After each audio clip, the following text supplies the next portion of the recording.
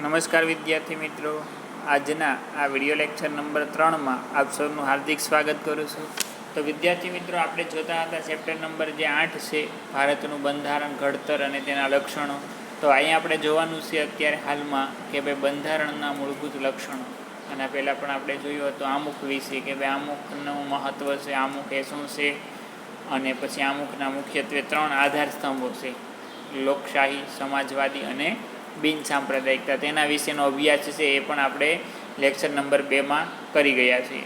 એ પછી હાલમાં હવે આપણે જે જોવાનું છે એ છે બંધારણના મૂળભૂત લક્ષણો. તો 26મી જાન્યુઆરી 1950થી અમલમાં આવેલ વિશ્વના સૌથી મોટા, વિસ્તૃત અને વિગતપૂર્ણ ભારતના લેખિત બંધારણના કેટલાક વિશિષ્ટ અને મૂળભૂત લક્ષણો જે નીચે પ્રમાણે છે. 26મી જાન્યુઆરી 1950થી અમલમાં આવેલું ભારતનું બંધારણ છે. ક્યારથી અમલમાં આવ્યું? તો કે 26મી જાન્યુઆરી 1950થી. જે વિશ્વમાં સૌથી મોટા, વિસ્તૃત અને વિગતપૂર્ણ ભારતના લેખિત બંધારણના કેટલાક વિશિષ્ટ અને મૂળભૂત લક્ષણો છે.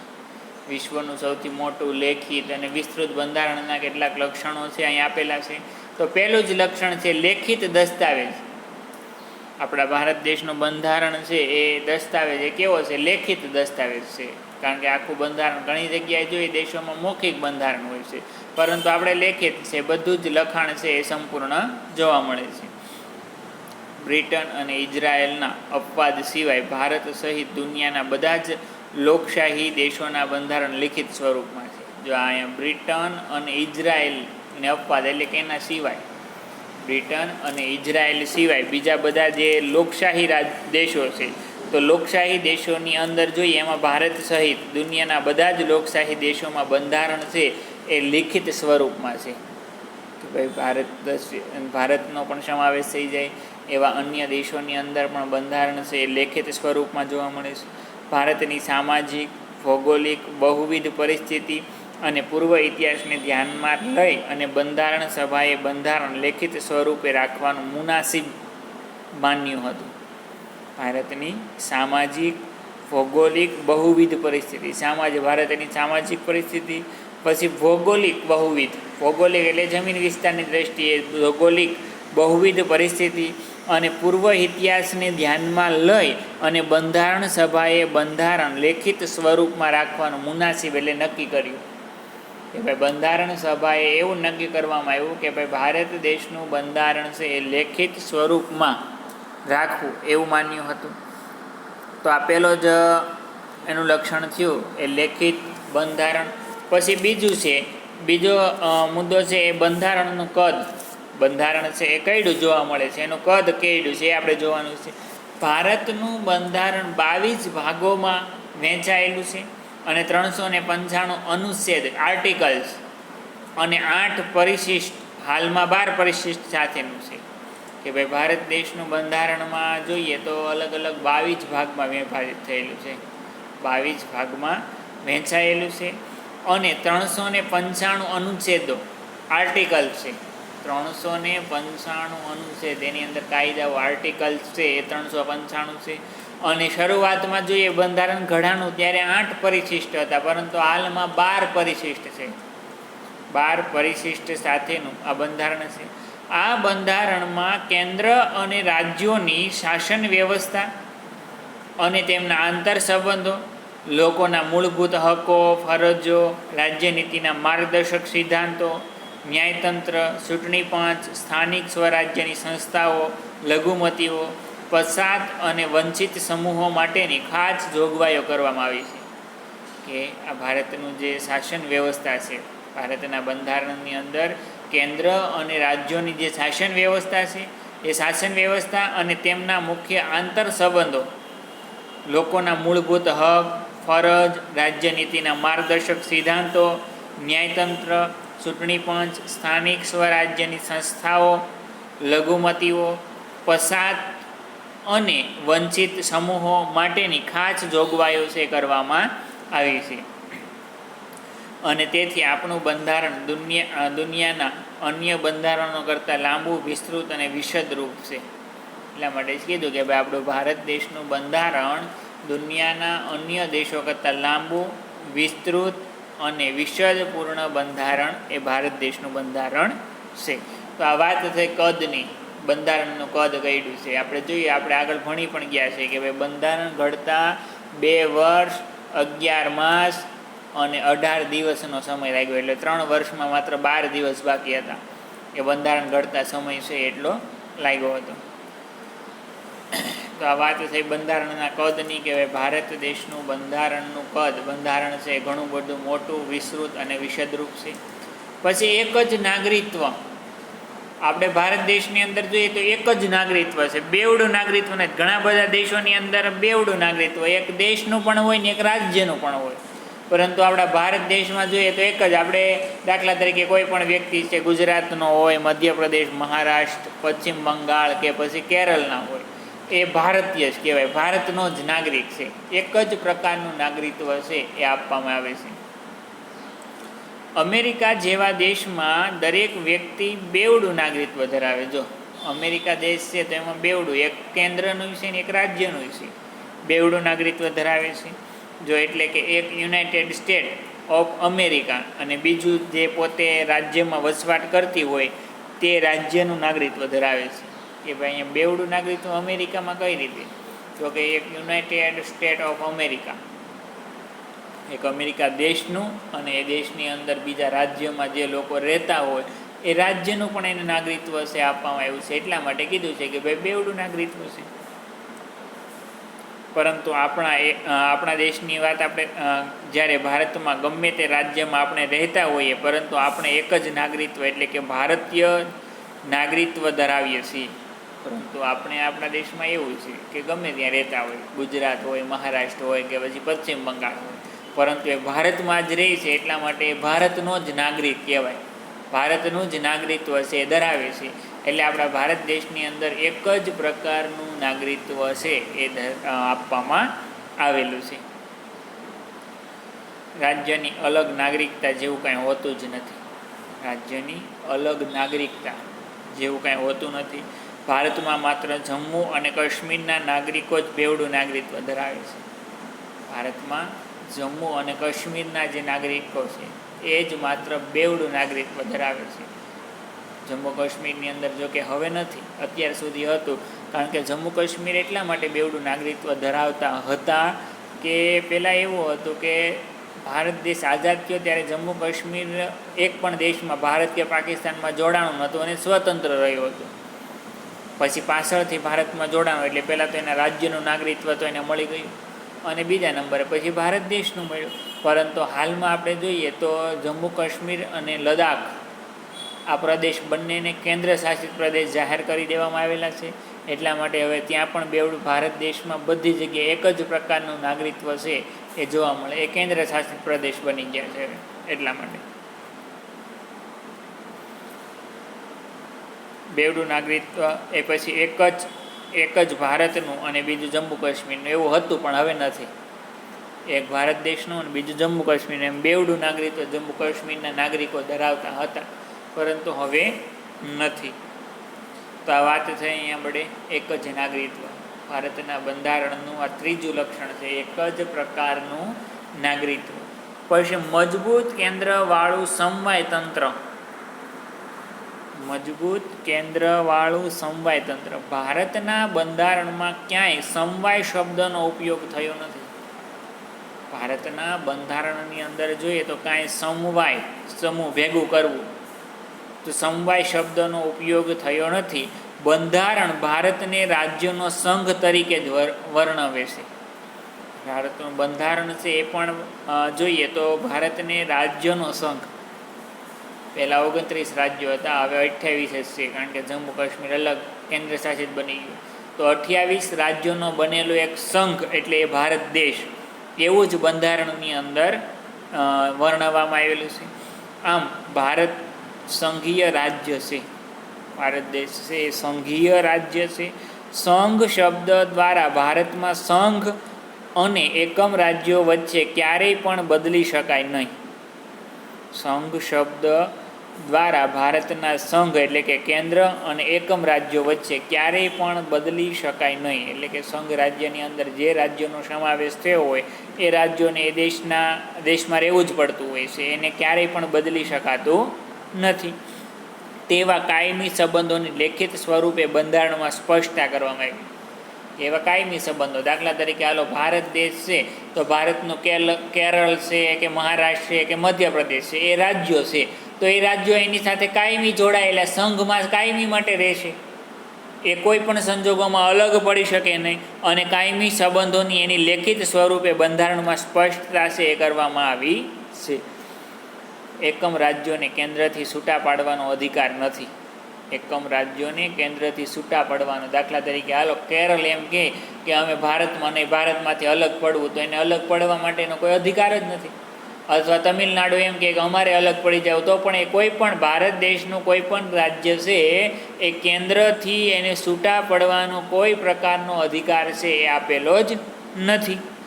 એને છૂટા પડવાનો અધિકાર નથી. સંઘ સરકારને કેટલીક વિશેષ અને સળિયાતી સત્તાઓ આપવામાં આવી છે.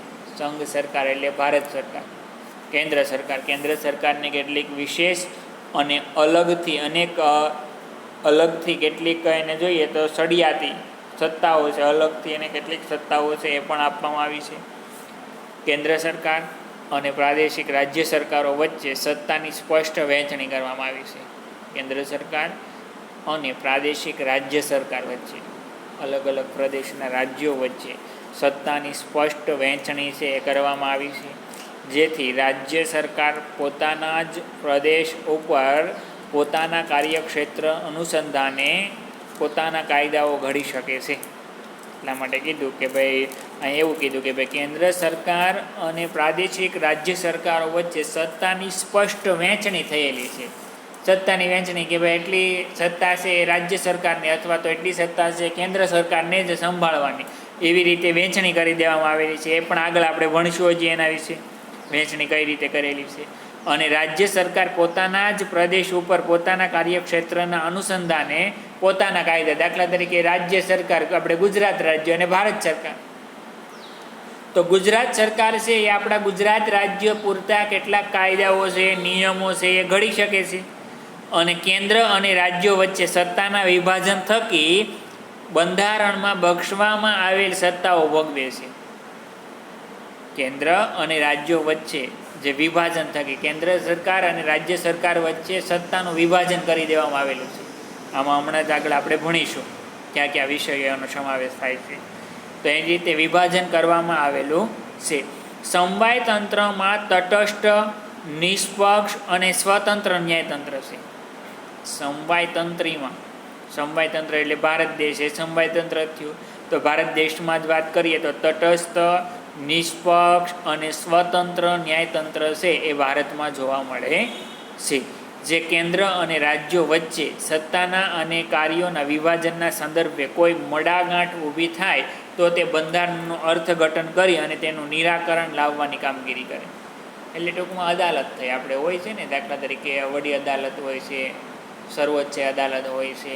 તો એ દાખલા તરીકે સર્વોચ્ચ અદાલત છે એનું કામ શું છે, કોઈ રાજ્ય અને દેશ વચ્ચે જો કે મડાગાંઠ એટલે અડસઠ મુશ્કેલી ઊભી થઈ હોય તો એને નિવારવા માટેનું કામ છે એ ન્યાયતંત્ર દ્વારા કરવામાં આવે છે. તેનું અર્થઘટન કરી એનું નિરાકરણ લાવવા માટેની કામગીરી છે એ ન્યાયતંત્રની હોય છે. ભારતમાં કેન્દ્ર અને રાજ્યો વચ્ચે સત્તાનું સ્પષ્ટ અને વિશદ વિભાજન કરવામાં આવ્યું. ભારતમાં કેન્દ્ર અને રાજ્યો વચ્ચે સ્પષ્ટ વિભાજન કરી દેવામાં આવ્યું કે ભાઈ કેન્દ્ર સરકાર અને રાજ્ય સરકારને કેટલી અને કઈ કઈ સત્તાઓ આપવામાં આવેલી છે. એના માટે જોઈએ તો અલગ અલગ 3 યાદીઓ બંધારણમાં મૂકવામાં આવી: કેન્દ્ર યાદી, રાજ્ય યાદી અને સંયુક્ત યાદી. તો જોઈએ આપણે અલગ અલગ યાદીઓ. તો સૌથી પહેલાં કેન્દ્ર યાદી. તો કેન્દ્ર યાદીની અંદર જોઈએ સંઘ યાદીમાં 97 જેટલા વિષયોનો સમાવેશ કરવામાં આવ્યો. કેન્દ્ર યાદી જે છે, સંઘ યાદી છે, એમાં જોઈએ તો મુખ્યત્વે 97 જેટલા વિષયોનો સમાવેશ છે એ કરવામાં આવ્યો છે. જેમાં કાયદો ઘડવાની સંપૂર્ણ સત્તા સંસદ ધરાવે છે.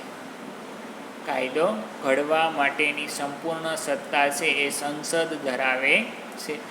વિદેશી બાબતો, અણુશક્તિ, નાણું, વીમો, બેન્કિંગ, તાર ટપાલ, રેલવે જેવા રાષ્ટ્રીય મહત્ત્વ ધરાવતા ક્ષેત્રોમાં કેન્દ્ર સર્વોપરી સત્તા ધરાવે છે. કે ભાઈ કેટલાક અહીંયા મુખ્યત્વે જોઈએ તો સત્તાની વહેંચણી કરવામાં આવી છે.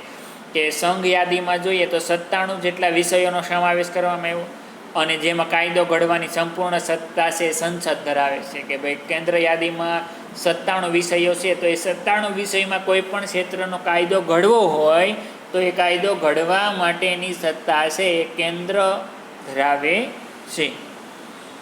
એમાં કઈ કઈ બાબતો તો કે સંરક્ષણ, દેશનું રક્ષણ કરવું, વિદેશી બાબતો, અણુશક્તિ, નાણું, વીમો, બેન્કિંગ, તાર ટપાલ, રેલવે જેવા રાષ્ટ્રીય મહત્ત્વ ધરાવતા ક્ષેત્રોમાં કેન્દ્ર સર્વોપરી સત્તા ધરાવે છે. પછી બીજા નંબરે રાજ્યોની યાદી, જેમાં 66 વિષયોનો સમાવેશ કરવામાં આવ્યો છે. રાજ્ય યાદીમાં કેટલા વિષયોનો? તો કે 66 યાદ રાખવાના છે. જો કેન્દ્ર યાદીમાં 97, રાજ્ય યાદીમાં 66 વિષયોનો સમાવેશ કરવામાં આવ્યો, જેના પર કાયદો ઘડવાની સંપૂર્ણ સત્તા રાજ્યની ધારાસભા ધરાવે છે. ધારાસભા એટલે વિધાનસભા. કે આ જે 66 વિષયો જે છે એ વિષયો પર કાયદો બનાવવા માટેની સંપૂર્ણ સત્તા છે એ જે તે રાજ્યની વિધાનસભા સત્તા ધરાવતી હોય છે. કાયદો અને વ્યવસ્થા, શિક્ષણ, સ્થાનિક સ્વરાજ્યની સંસ્થાઓ, કૃષિ સિંચાઈ, આરોગ્ય, ભૂમિ, રાજ્યનો આંતરિક વ્યાપાર, વાણિજ્ય વિષયક સેવાઓનો સમાવેશ થાય છે. કે ભાઈ રાજ્ય યાદીમાં ક્યાં કઈ બાબતોનો સમાવેશ થયો છે મુખ્યત્વે? તો કે રાજ્ય યાદીમાં જોઈએ તો સૌથી પહેલાં જોઈએ તો કાયદો અને વ્યવસ્થા, પછી શિક્ષણ, પછી સ્થાનિક સ્વરાજ્યની સંસ્થાઓ, કૃષિ સિંચાઈ, આરોગ્ય, ભૂમિ, રાજ્યોનો આંતરિક વેપાર વાણિજ્ય વિષયક સેવાઓ, રાજ્યની આંતરિક વેપાર વાણિજ્ય વિષયક સેવાઓનો સમાવેશ થાય છે. જો કેન્દ્રને લાગે કે રાજ્યમાં કાયદો અને વ્યવસ્થા પડી ભાંગ્યા છે, જો કેન્દ્રને એવું લાગે કે કોઈ પણ રાજ્યની અંદર, હાલો દાખલા તરીકે ગુજરાત, મહારાષ્ટ્ર કે તમિલનાડુ, કે ભાઈ એમાં કાયદો અને વ્યવસ્થા પડી ભાંગ્યા છે, તો રાજ્યની સંમતિ સાથે, રાજ્યની સહમતિ લઈ અને રાજ્યની મરજી વિરુદ્ધ જઈ અને કેન્દ્ર તે રાજ્યમાં કેન્દ્રીય અનામત પોલીસ દળોને મોકલી શકે. દાખલા તરીકે રાજ્યની અંદર હાલો કોઈ રાજ્યમાં જોઈએ તો કાયદો અને વ્યવસ્થા પડી ભાંગ્યા હોય, કે ભાઈ કોઈક લોકો છે કાયદાનું પાલન કરતા નથી, ભંગ કરે છે, સમૂહમાં નુકસાન કરે છે, તો કેન્દ્ર સરકાર છે રાજ્યની સહમતિ લઈ અને રાજ્યની મરજી વિરુદ્ધ જઈ અને કેન્દ્ર તે રાજ્યમાં કેન્દ્રીય અનામત પોલીસ દળોને મોકલી શકે છે. પછી ત્રીજા નંબરે જોઈએ તો સંયુક્ત યાદી. સંયુક્ત યાદીમાં 47 જેટલા વિષયોનો સમાવેશ કરવામાં આવ્યો છે. કે ભાઈ સંયુક્ત યાદીમાં જો સૌથી પહેલાં કેન્દ્ર યાદી, એમાં 97 વિષયો, રાજ્ય યાદી એમાં 66 વિષયો, અને સંયુક્ત યાદી એમાં 47 વિષયો યાદ રાખવાનું છે. 47 વિષયોનો સમાવેશ કરવામાં આવ્યો છે, જેમના પર કાયદો ઘડવાની સત્તા કેન્દ્ર અને રાજ્યો બંને ધરાવે છે. કે કાયદો ઘડવા માટેની સત્તા કોણ ધરાવે? તો કે કેન્દ્ર અને રાજ્ય બંનેની સત્તા હોય કાયદો ઘડવા માટેની. પરંતુ જ્યારે રાજ્યોના કાયદામાં વિવાદ કે સંઘર્ષ ઊભો થાય ત્યારે ત્યાં કેન્દ્રનો કાયદો સળિયાતો અને સર્વોપરી ગણાય. દાખલા તરીકે હાલો કેન્દ્રએ કાયદો ઘડેલો છે અને એક રાજ્યમાં રાજ્યનો કાયદો છે. જો રાજ્યના કાયદામાં વિવાદ કે સંઘર્ષ ઊભો થાય, રાજ્યના કાયદામાં વિવાદ કે સંઘર્ષ ઊભો થાય ત્યારે ત્યાં કેન્દ્રનો કાયદો એ સર્વોપરી ગણાય. દાખલા તરીકે આપણે ગુજરાતનો કોઈ કાયદો હોય, એમાં વિવાદ કે મુશ્કેલી ઊભી થઈ હોય તો એનો અંતિમ નિર્ણય શેના આધારે? તો કે આપણે કેન્દ્ર સરકારનો કાયદો શું છે એના આધારે એને જ મુખ્ય ગણવામાં આવે છે. આમ સમવાય તંત્રમાં કેન્દ્રને સંયુક્ત યાદીમાં પણ વિશેષ સત્તાઓ આપી છે. સમવાય તંત્રમાં કેન્દ્રને સંયુક્ત યાદીમાં પણ વિશેષ સત્તાઓ આપી છે. આ યાદીમાં દીવાની સત્તા, ફોજદારી બાબતો, દીવાની અને ફોજદારી બાબતો, પછી લગ્ન, છૂટાછેડા, ભરણ પોષણ, શિક્ષણ, આર્થિક આયોજન, વ્યાપારી સંઘો વગેરેનો સમાવેશ કરવામાં આવ્યો છે. કે આ બધી જ બાબતોનો સમાવેશ છે એ સંયુક્ત યાદીની અંદર. કે કેન્દ્રમાંય લાગુ પડે અને રાજ્યમાંય બધે જે લાગુ પડતું હોય એ બાબતો છે એની સમાવેશ છે એ સંયુક્ત યાદીમાં કરવામાં આવેલો છે. તો વિદ્યાર્થી મિત્રો અહીંયા આપણે જોયું તો એની સિવાયની હજી શેષ સત્તાઓ પણ આવશે, પણ એ પહેલાં જોઈએ અહીંયા તો સમવાય તંત્ર, ભારત દેશનું સમવાય તંત્ર કેવા પ્રકારનું છે? તો કે સમવાય તંત્રની અંદર અલગ અલગ જોઈએ તો 3 વિભાગો છે: કેન્દ્ર યાદી, રાજ્યોની યાદી અને સંયુક્ત યાદી. કેન્દ્ર યાદી, રાજ્યોની યાદી અને સંયુક્ત યાદી, આવી રીતે 3 યાદીઓ છે. કેન્દ્ર યાદીમાં 97 વિષયોનો સમાવેશ થાય, રાજ્ય યાદીમાં જોઈએ તો 66 વિષયોનો સમાવેશ થાય અને સંયુક્ત યાદીમાં જોઈએ તો 47 જેટલા વિષયોનો સમાવેશ છે એ કરવામાં આવેલો છે. એ પછી શેષ સત્તાઓ છે એ પણ મજબૂત કેન્દ્ર સમવાય તંત્રમાં જ થશે સમાવેશ એનો. જે વિષયમાં કેન્દ્ર અને રાજ્યો વચ્ચે સત્તાની સ્પષ્ટ વહેંચણી થઈ શકી ન હોય તે વિષયોનો સમાવેશ છે એ મુખ્યત્વે શેષ સત્તાઓમાં કરવામાં આવ્યો છે. કે જે વિષયોનો સમાવેશ કેન્દ્ર યાદી અને રાજ્યો યાદી વચ્ચે સત્તાની સ્પષ્ટ વહેંચણી થઈ શકી ન હોય તે વિષયોનો સમાવેશ શેષ સત્તાઓમાં કરવામાં આવ્યો છે. આ વધારાના વિષયો કે શેષ સત્તાઓમાં કાયદો ઘડવાની કે તેમાં ફેરફાર કરવાની સંપૂર્ણ સત્તા શેષ સરકાર, સંસદ, શેષ સત્તા એટલે કે સંસદને છે. કે આ બાબતમાં વધારાના વિષયો કે શેષ સત્તાઓ કાયદો ઘડવાની, તેમાં ફેરફાર કરવાની સંપૂર્ણ સત્તા છે એ કેન્દ્ર સરકારને એટલે કે સંસદને હોય છે. ભારતમાં કેન્દ્ર અને રાજ્યો વચ્ચે નાણાકીય સાધનોની પણ વહેંચણી કરવામાં આવી છે. ભારતમાં કેન્દ્ર અને રાજ્યો વચ્ચેની નાણાકીય સાધનોની પણ વહેંચણી કરવામાં આવેલી છે.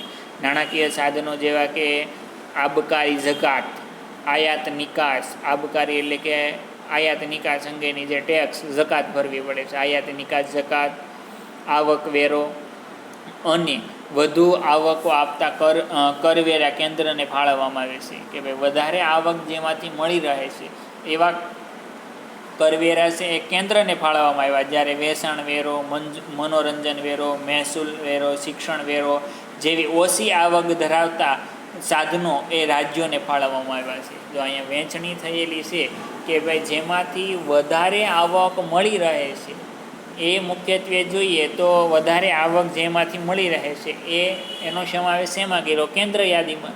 જ્યારે ઓછી આવક જેમાંથી મળી રહે છે એનો સમાવેશ છે એ રાજ્ય યાદીમાં સમાવેશ કરવામાં આવ્યો છે.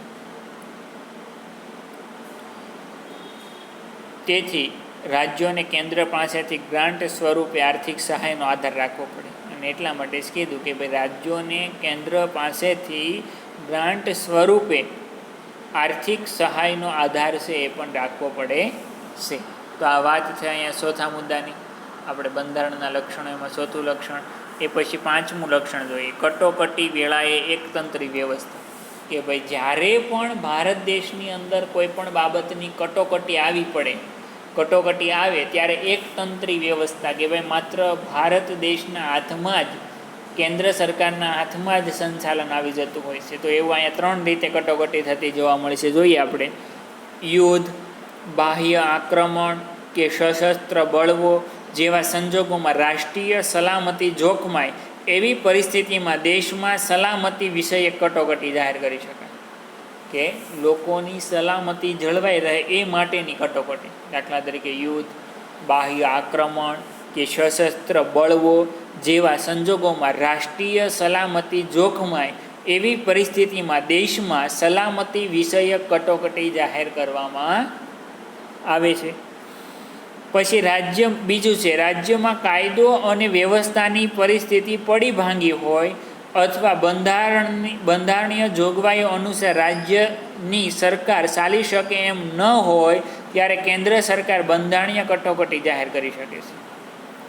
રાજ્યમાં કાયદો અને વ્યવસ્થાની પરિસ્થિતિ પડી ભાંગી હોય, કાયદો અને વ્યવસ્થા પડી ભાંગ્યા હોય અથવા બંધારણીય જોગવાઈઓ અનુસાર રાજ્યની સરકાર ચાલી શકે તેમ ન હોય, બંધારણની જોગવાઈ પ્રમાણે જોઈએ તો રાજ્યની સરકાર ચાલી શકે તેમ ન હોય ત્યારે કેન્દ્ર સરકાર બંધારણીય કટોકટી જાહેર કરી શકે છે અને રાષ્ટ્રપતિ શાસન રાજ્યમાં લાગુ પડે છે.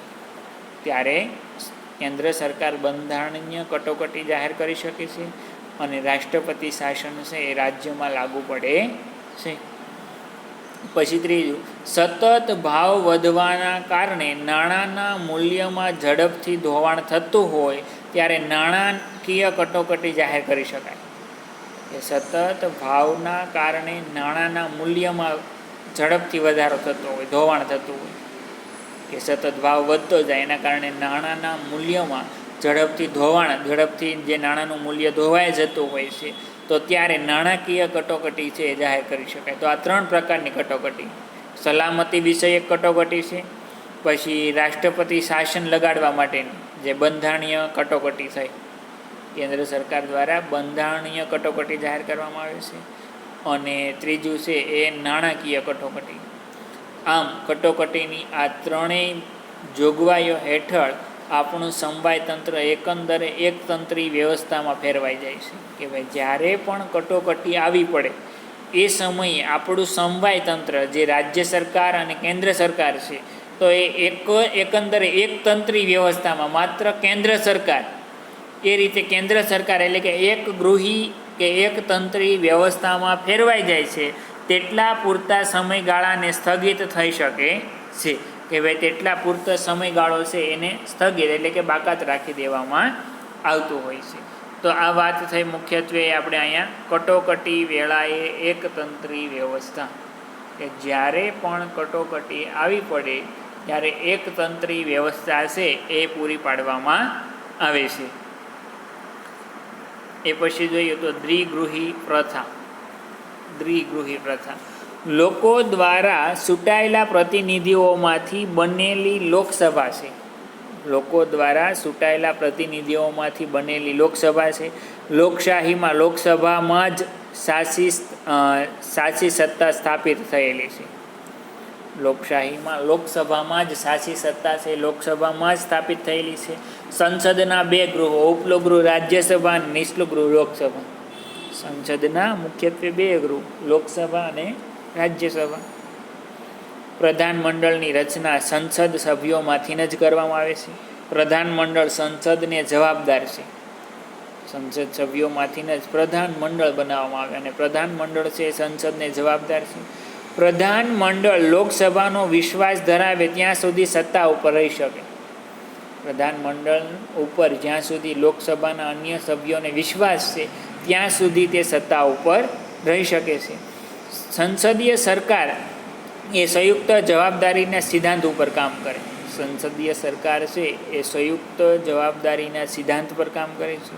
પ્રધાનમંડળમાં અત્યંત મહત્ત્વના નિર્ણયો લેવાતા હોય છે. પ્રધાનમંડળમાં ખૂબ જ મહત્ત્વના નિર્ણયો છે એ પણ લેવાતા હોય છે. કેન્દ્રમાં રાષ્ટ્રપતિના નામે, રાજ્યમાં રાજ્યપાલ, કે ભાઈ આપણો કેન્દ્રનો વહીવટ કોના નામે ચાલે છે આખા ભારત દેશનો, તો કે કેન્દ્રમાં રાષ્ટ્રપતિના નામે, જ્યારે રાજ્યમાં રાજ્યપાલના નામે વહીવટ ચાલતો હોવા છતાં ખરેખર સત્તા કેન્દ્રમાં વડાપ્રધાનની આગેવાની હેઠળનું પ્રધાનમંડળ અને રાજ્યોમાં મુખ્ય પ્રધાનના વડપણ હેઠળનું પ્રધાનમંડળ જ વહીવટી અને કારોબારી સત્તા ભોગવે છે. આમાં એવું કહેવા માંગે છે કે ભાઈ કેન્દ્રની અંદર તમામ પ્રકારનો વહીવટ રાષ્ટ્રપતિના નામે ચાલે છે, રાજ્યની અંદર રાજ્યપાલના નામે ચાલે છે, પરંતુ એની બધી જ સત્તા ભોગવે કોણ છે, તો કે પ્રધાનમંત્રી, જે વડાપ્રધાન અને એનું પ્રધાનમંડળ કેન્દ્રમાં, જ્યારે રાજ્યની અંદર જોઈએ તો મુખ્યમંત્રી અને એનું મંત્રીમંડળ, એ જ તમામ પ્રકારની કારોબારી અને વહીવટી સત્તા છે તે ભોગવે છે. રાજ્યનું પ્રધાનમંડળ રાજ્યની વિધાનસભાને જવાબદાર હોય છે. રાજ્યનું પ્રધાનમંડળ છે એ રાજ્યની વિધાનસભાને જવાબદાર હોય છે. લોકસભા એ કાયમી ગૃહ નથી, તેની મુદત 5 વર્ષની હોય. લોકસભા છે એ કાયમી ગૃહ નથી, એની 5 વર્ષની દર 5 વર્ષે વિખેરાઈ જાય છે, એને વિખેરી નાખવામાં આવે છે, એની 5 વર્ષની હોય છે. રાજ્યસભામાં સભ્યો રાજ્યોની વિધાનસભામાં ચૂંટાય અને આવેલા ધારાસભ્યો ચૂંટે છે. રાજ્યસભામાં સભ્યો છે એ રાજ્યોની વિધાનસભામાં ચૂંટાય અને આવેલા જે ધારાસભ્યો છે એના દ્વારા ચૂંટવામાં આવે છે. તેઓ જે તે રાજ્યનું પ્રતિનિધિત્વ કરે છે. રાજ્યસભામાં વિવિધ ક્ષેત્રના નિષ્ણાંત અનુભવી એવા 12 વ્યક્તિઓની સભ્ય તરીકે પસંદગી રાષ્ટ્રપતિ કરે. રાજ્યસભામાં વિવિધ ક્ષેત્રમાં નિષ્ણાંત અનુભવી એવા 12 વ્યક્તિઓ હોય. એ 12 વ્યક્તિઓની સભ્ય તરીકેની પસંદગી રાષ્ટ્રપતિ કરે. 12 જે તે બાબતના નિષ્ણાંત વ્યક્તિઓની પસંદગી ડાયરેક્ટ રાષ્ટ્રપતિ દ્વારા કરવામાં આવે છે. આમ રાજ્યસભા એ કાયમી ગૃહ નથી.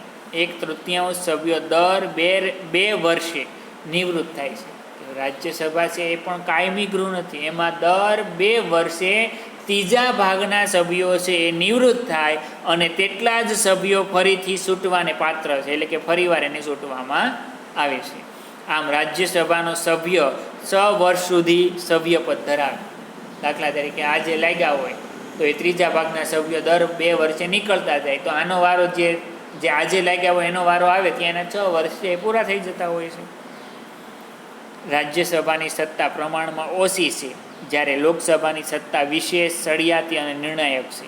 રાજ્યસભાની સત્તા ઓછી હોય પરંતુ લોકસભાની પાસે સત્તા જોઈએ તો ઘણી બધી વિશેષ, સળિયાતી, નિર્ણાયક છે. રાજ્યસભાનું સંપૂર્ણ વિસર્જન થતું નથી, જ્યારે લોકસભાનું વિસર્જન છે એ થઈ જાય છે દર 5 વર્ષે. તો આ રીતના મુખ્યત્વે લક્ષણો જોવા મળે છે બંધારણના. તો વિદ્યાર્થી મિત્રો, આજના લેક્ચરમાં આપણે અહીંયા સુધી રાખીશું. આ મુખ્યત્વે 6 લક્ષણો જોયા, બાકીના હજી પણ બાકી છે.